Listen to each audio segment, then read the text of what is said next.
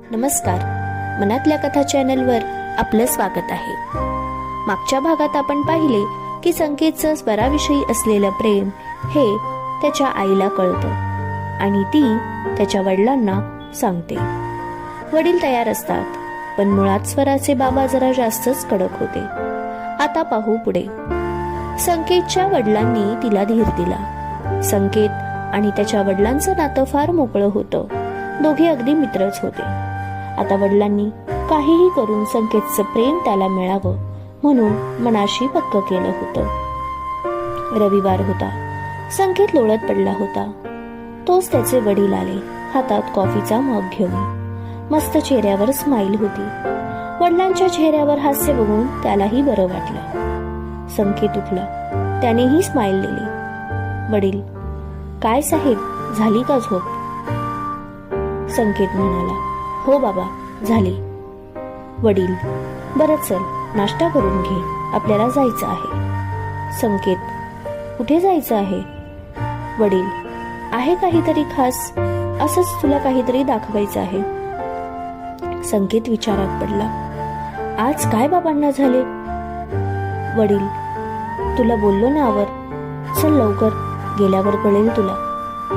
संकेत, बाबा, माझा मूड नाही, मला कुठंच जायचं नाही, प्लीज मला झोपू द्या. वडील त्याच्या खांद्यावर हात ठेवून म्हणाले, बस काय मित्रा, असं वागतं का कोणी आपल्या मित्राशी? तू माझा मुलगा नंतर, आधी माझा दोस्त आहे, प्लीज चल ना. संकेत, बरं चला. वडील, ये हुई ना बात. संकेतने पटकन कॉफी प्यायला आणि तयार झाला. संकेत म्हणाला, good morning I. I, good morning बेटा. काय, कुठे जायची तयारी?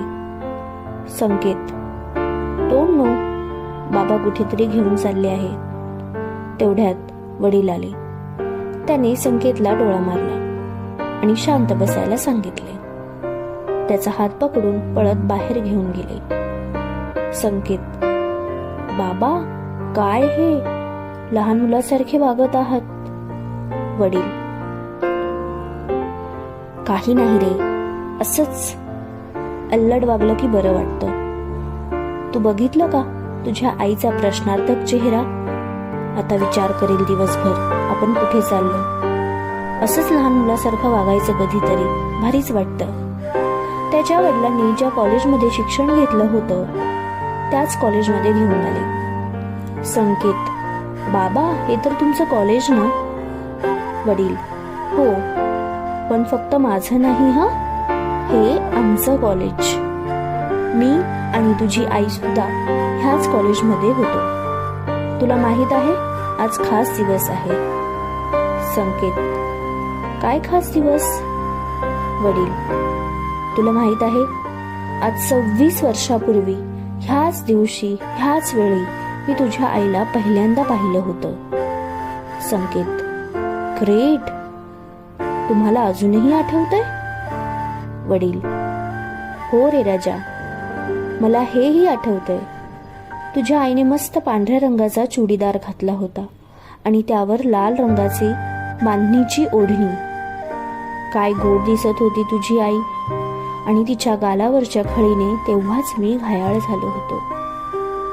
संकेत, बाप रे, बाबा, एवढं कसं लक्षात तुमच्या? वडील, ज्याच्यावर आपण मनापासून प्रेम करतो ना, त्याची प्रत्येक गोष्ट हृदयात कोरली जाते, ती नेहमीसाठी. तुला माहित आहे, तुझी आई माझ्याशी बोलायला खूप घाबरायची. संकेत, मग कशी बोलायला लागली? वडील, ती एक मस्त स्टोरी आहे. तुझी आई मला अजिबात पाहत सुद्धा नव्हती. माझ्या मित्राला तुझ्या आईची एक मैत्रीण खूप आवडायची. वेडावला होता तिच्यासाठी, आणि त्या साहेबांनी माझी नियुक्ती केली तिच्यापर्यंत मेसेज पोहोचवण्यासाठी. आणि मी तो मेसेज तुझ्या आईच्या थ्रू पोहोचवायचो आणि तुझी आई तिचा मेसेज माझ्या थ्रू. अशा पद्धतीने आम्ही एकमेकांना त्या निमित्ताने भेटत राहिलो. आणि आमचंच प्रकरण सुरू झालं. संकेत, खरंच? वडील, हो, अगदी खरं. तुला माहित आहे, माझे मित्र तिला वहिनी वहिनी करून हाक मारायचे आणि तिच्या मैत्रिणी मला भाऊजी. काय लाजायचो आम्ही. माझ्या मित्रांनी आमच्या दोघांची नावं सुद्धा कितीतरी ठिकाणी लिहिली होती. एक सांगू, मनापासून प्रेम केलं होतं, पण अडचणीही तितक्याच आल्या. संकेत, कसल्या अडचणी? वडील, तिच्या बाबांना मान्य नव्हतं आमच्या दोघांचं नातं. संकेत, मग? वडील, मग काय, त्यांनी लावून दिलं दुसरीकडे लग्न. संकेत, काय? वडील, हो, दुसरीकडे लावलं लग्न. बाबा, मला विश्वास नाही बसत. संकेत आश्चर्यचकित होऊन बोलत होता. वडील, असंच झालं. ती गेली माझ्या आयुष्यातून. खूप त्रास झाला, वेदना झाल्या. पहिल्यांदाच आयुष्यात प्रेम केलं होतं, खरं प्रेम, आणि असं झालं. खूप नैराश्य आलं. असं वाटलं जीव द्यावा. पण समोर आई वडिलांचा चेहरा आला. मला अधिकार नव्हता. जीवन त्यांनी दिलं आहे. माझ्या शरीरावर त्यांचाच अधिकार आहे, हे मन मला सांगत होतं. मी खूप सावरण्याचा प्रयत्न करत राहिलो, पण तरीही तुझ्या आईला विसरू शकलोच नाही. एक वळण आलं, वाईट वळण. तिचा नवरा कोणत्या तरी आजाराने 6 महिन्यातच देवाघरी गेला. संकेत, मला अजूनही विश्वास बसत नाही. वडील, संकेत, विश्वास ठेव. असेच झाले होते. त्यानंतर तुझ्या आईला सासरच्यांनी घराबाहेर काढलं अपशकुनी म्हणून. ती माहेरी आली. खूप कमी वयात तिचं असं झालं. जेव्हा मला कळलं तेव्हा मी फार हिम्मत करून बळ एकवटून तिचा हात पुन्हा मागितला. तेव्हा तुझे आजोबा तयार झाले. आता त्यांना त्यांच्या लेकीसाठी साथी हवा होता.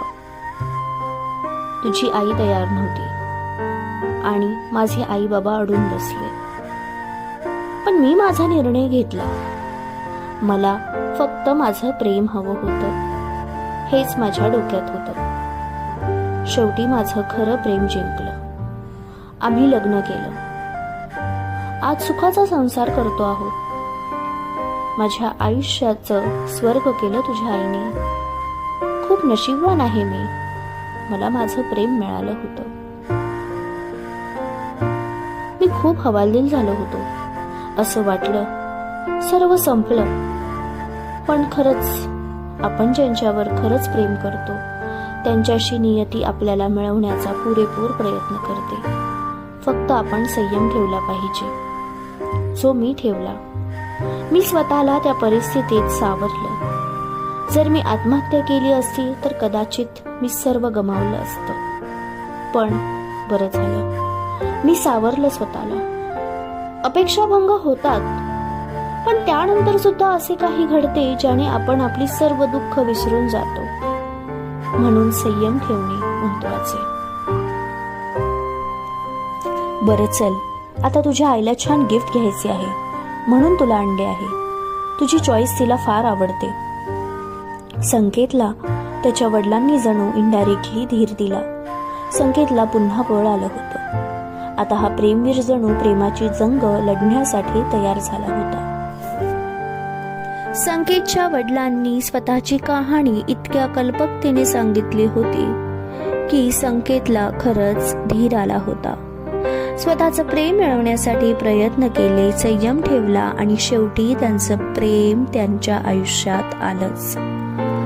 संकेत उन्मळून पडला होता. त्याला काहीच सुचत नव्हते. त्याच्या जगण्याचा उद्देश हरवला होता. पण वडिलांनी जणू त्याला एक मंत्र दिला होता. जर तुम्हाला आयुष्यात काही मिळवायचं असेल तर शेवटपर्यंत संयम ठेवून ती गोष्ट मिळवण्याचा प्रयत्न करायलाच हवा. नियती एक दिवस तुम्हाला हवी असलेली प्रत्येक गोष्ट एक ना एक दिवस समोर उभी करतेच. फक्त गरज असते कितीही संकट आले तरी त्या संकटाच्या वादळात सुद्धा स्वतःचे पाय घट्ट रोवून उभे राहायचे. जेव्हा वादळ जातं तेव्हा उरतं स्वतःचं मजबूत झालेलं अस्तित्व. संकेतने मनाशीच विचार केला, आता घट्ट उभं राहायचं, गळून जायचं नाही. स्वराप्रती असलेलं प्रेम पवित्र होतं. त्याला आतल्या आत कुठेतरी वाटायला लागले, नक्कीच काहीतरी मार्ग मिळेल. त्याला स्वराला मिळवायचं होतं, पण कोणताही चुकीचा मार्ग त्याला निवडायचा नव्हता. मनात खूप वेळा आलं त्याच्या स्वराबरोबर पळून जाऊन लग्न करायचे. त्याला माहित होतं की राक्षसी मन सतत उकसवत आहे, पण त्याने विचारावर सतत विजय मिळवण्याचा प्रयत्न केला. स्वराला मिळवण्याचा निर्णय पक्का होता आणि योग्य मार्गाने मिळवणे त्याचा निश्चय होता. त्याने पूर्ण विश्वास ठेवला स्वतःच्या अंतर्मनावर. गर्भगळीत झालेला संकेत जणू सज्ज झाला होता त्या क्षणी. न जाणे का, पण त्याला कॉलेजला जाण्याची इच्छा झाली. बाईक घेतली आणि सरळ कॉलेजला गेला.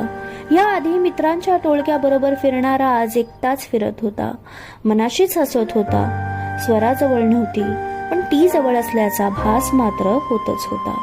असं वाटत होतं की ती आता येईल त्याला भेटायला. त्याच्या डोळ्याच्या कडा ओल्या झाल्या होत्या. कसं बरं हे मन, किती गुंतवले. एक अशी मुलगी जिला मी कधी ओळखत नव्हतो, तिचा माझा काही संबंध नव्हता, तिच्या आधीही आयुष्य जगत होतोच. मित्रांचं प्रेम पाहिलं की त्याला किती वेळा असं वाटायचं, असं कसं मित्र प्रेमात पडतात. अगदी तो चिडवायचा त्यांना. तेव्हा मित्र त्याला बोलायचे, तू जेव्हा पडशील ना खऱ्या प्रेमात तेव्हा तुला कळेल. प्रेम माणसाला वेडं करतं, स्वतःचं अस्तित्व विसरायला भाग पाडतं.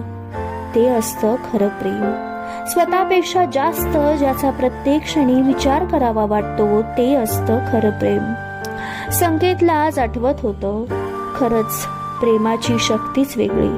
हृदयाच्या अनेक कप्प्यांमधून निघणाऱ्या भावनांचा कल्लोळ आज त्याला सांगत होता, संकेत, तू खरं प्रेम केलंस, तू वेडावला आहेस.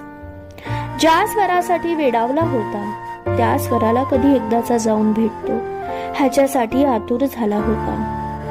तो नेहमीच्या ठिकाणी बसला जिथे स्वरासोबत सुंदर काळ व्यतीत केला होता. तिचं लाजणं, हसणं, तिचं बेचैन होणं, तिचा मधुर आवाज, तिचे बोलके डोळे, तिचा निरागस चेहरा सर्वच आठवत होतं आणि त्याला प्रतिसाद देत होती त्याच्या गालावरची खळी. पुन्हा जावं मागे कॉलेजच्या जीवनात, पुन्हा जगावं स्वरासोबत ते क्षण. कोणाचं बंधन नसेल, फक्त स्वरा आणि मी. व्यक्त करता येईल प्रेम जे अव्यक्त होतं, अव्यक्त राहिलं होतं. स्वराचा अपघात झाला नसता तर आतापर्यंत व्यक्त झालो असतो. प्रेम व्यक्त करणं युद्धापेक्षा कमी नव्हतं. स्वरासमोर व्यक्त होण्याच्या विचारानेच त्याला दडपण यायचं, हृदयाची धडधड वाढायची, पोटात गोळा यायचा, पण तरीही तो करणार होता प्रेम, खरं प्रेम. पण त्या दिवशी काळाने घात केला. अनपेक्षित घडलं अचानक. त्याची नजर स्थिरावली एकाएकी. काहीतरी पाहिलं त्याने आणि एवढ्या वेळ स्वराच्या आठवणीत रमलेला संकेत हुंदके देऊन रडू लागला. काय झालं अचानक? का रडू लागला संकेत? नक्की काय पाहिलं त्याने? श्रोते हो, जर तुम्हाला आजचा भाग आवडला असेल तर कमेंटमध्ये जरूर सांगा. लाईक शेअर करायला विसरू नका आणि चॅनलला जर तुम्ही सबस्क्राईब केलं नसेल तर सबस्क्राईब जरूर करा. लवकरच भेटू पुढील भागात. नातं मैत्रीच्या पलीकडे आणि प्रेमाच्या अलीकडे. कथालेखन अश्विनी पाखरे ओगले. धन्यवाद.